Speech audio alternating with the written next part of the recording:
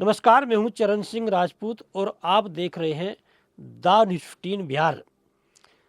बिहार के मुख्यमंत्री नीतीश कुमार महिलाओं के बलबूते अगले साल होने जा रहा विधानसभा चुनाव जीतने जा रहे हैं। उन्होंने तैयारी कर ली है कि महिलाओं को कैसे रिझाना है, उनकी समस्याएं कैसे हल करनी है, उन्हें कैसे प्रभावित करना है। जिस तरह से मध्य प्रदेश में, पश्चिम बंगाल में, महाराष्ट्र में, झारखंड में महिलाओं के दम पर विधानसभा चुनाव जीता गया, उसी तरह से नीतीश कुमार जो हैं उन्होंने रणनीति बनाई है कि महिलाओं के दम पर विधानसभा चुनाव जीतना है। जो जानकारी मिल रही है उसके हिसाब से नीतीश कुमार 15 दिसंबर से महिला संवाद यात्रा पर बिहार में निकलने जा रहे हैं और नीतीश कुमार की रणनीति ये है कि सभी विधानसभाओं में एक सम्मेलन किया जाए। उस सम्मेलन में स्थानीय नेताओं के साथ संभावित उम्मीदवार को भी बुलाया जाए और उनका प्रयास यह है कि लगभग सभी सम्मेलनों को वह संबोधित करें। प्रदेश के नेता, राष्ट्रीय नेता उन सम्मेलनों में जाएं और वहाँ पर कार्यकर्ताओं को जो है संबोधित करें। महिलाओं को उनकी समस्याएं जो हल कराई है नीतीश कुमार ने, उनके लिए जो काम कर रहे हैं उसे बताएं। यदि नीतीश कुमार की रणनीति की आप बात करेंगे विधानसभा चुनाव की, नीतीश कुमार ने अभी हाल में अशोक चौधरी, विजय चौधरी, श्रवण कुमार, उमेश कुशवाहा के साथ में 7 अपने मंत्री जो हैं वो विधानसभा चुनाव को जीतने के लिए लगाए हैं।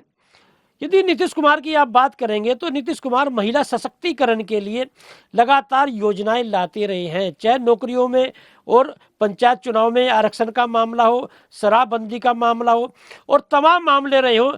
कहीं ना कहीं नीतीश कुमार ने महिलाओं की भावनाओं की कद्र की है। हालांकि शराबबंदी को लेकर पूर्व मुख्यमंत्री जीतन राम मांझी आक्रामक होते रहे हैं और उन्होंने कहा है कि यह जो योजना है नीतीश कुमार की शराबबंदी, यह गरीबों तक सिमट कर रह गई है, गरीब प्रभावित हो रहे हैं। इस योजना की फिर से एक समीक्षा की जरूरत है, ऐसा पूर्व मुख्यमंत्री जीतन राम मांझी ने नीतीश कुमार की इस योजना पर उंगली उठाते हुए बोला है। और जन स्वराज के जो नेता हैं प्रशांत किशोर, उन्होंने तो यहाँ तक कह दिया है कि यदि हमारी सरकार बनती है तो हम इस शराबबंदी योजना को बंद कर देंगे।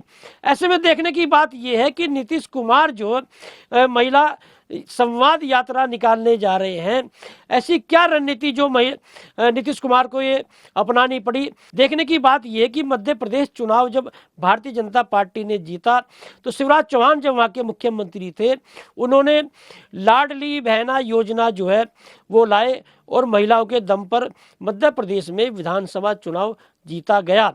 और इसी तरह से पश्चिमी बंगाल में ममता बनर्जी जो मुख्यमंत्री थी, उन्होंने जो है फिर से जो सरकार बनाई, उसकी बड़ी वजह ये रही कि लक्ष्मी भंडार योजना जो है महिलाओं के लिए ममता बनर्जी लाई थी और पश्चिम बंगाल का चुनाव जीता गया।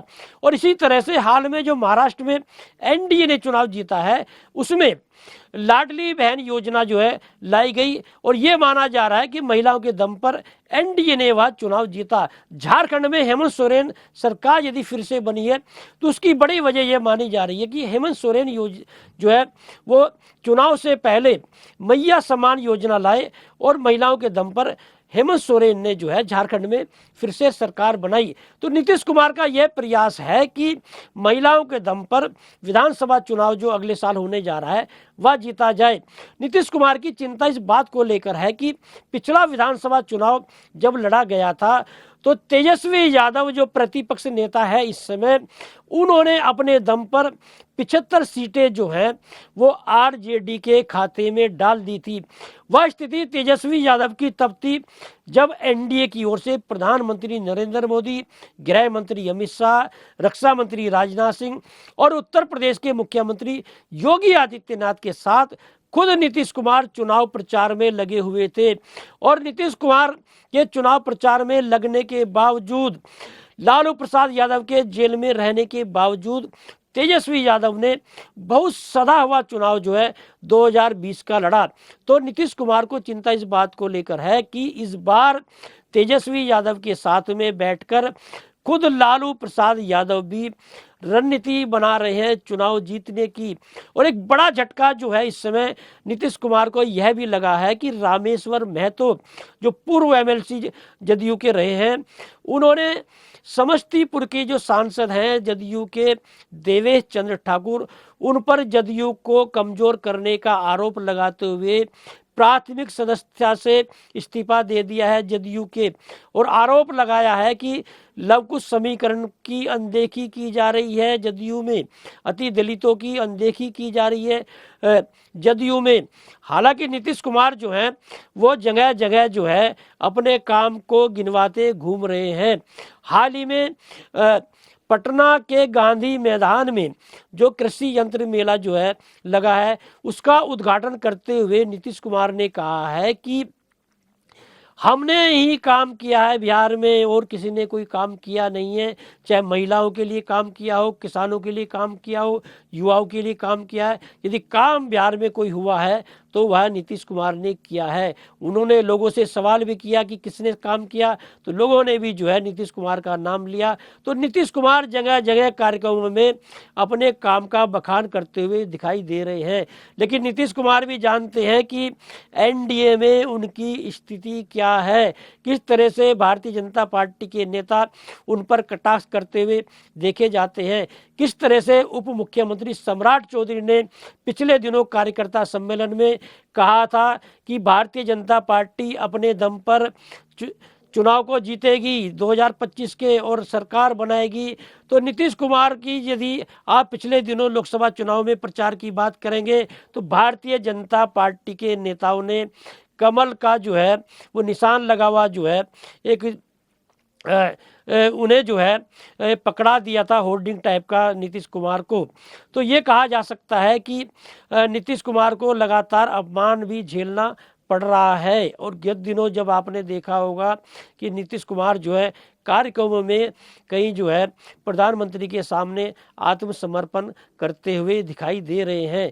नीतीश कुमार की चिंता इस बात को लेकर भी है कि महाराष्ट्र में जो एनडीए की सरकार बनी है, एकनाथ शिंदे जो मुख्यमंत्री हैं, उन्हें मुख्यमंत्री ना बनाकर भारतीय जनता पार्टी के किसी नेता को मुख्यमंत्री बनाने की जो तैयारी चल रही है, देवेंद्र फडणवीस को जो मुख्यमंत्री बनाने की तैयारी चल रही है। और ऐसे में यदि एकनाथ शिंदे समझौता करते हैं तो 2025 के विधानसभा चुनाव में नीतीश कुमार पर भी कुर्सी छोड़ने का दबाव बन जाएगा। जिस तरह से एकनाथ शिंदे को कोई तवज्जो नहीं मिलेगी, ऐसा ही माहौल नीतीश कुमार के लिए विधानसभा चुनाव में बन सकता है। एकनाथ शिंदे का हवाला देते हुए भारतीय जनता पार्टी नीतीश कुमार को कुर्सी से हटा सकती है यदि जदयू की सीटें भारतीय जनता पार्टी से कम आती है। तो नीतीश कुमार जानते हैं कि पिछले विधानसभा चुनाव में जदयू की सीटें जो हैं वो भारतीय जनता पार्टी से कम आई थी। 74 सीटें भारतीय जनता पार्टी की थी और जदयू जो है वो 43 सीटों पर सिमट कर रह गई थी।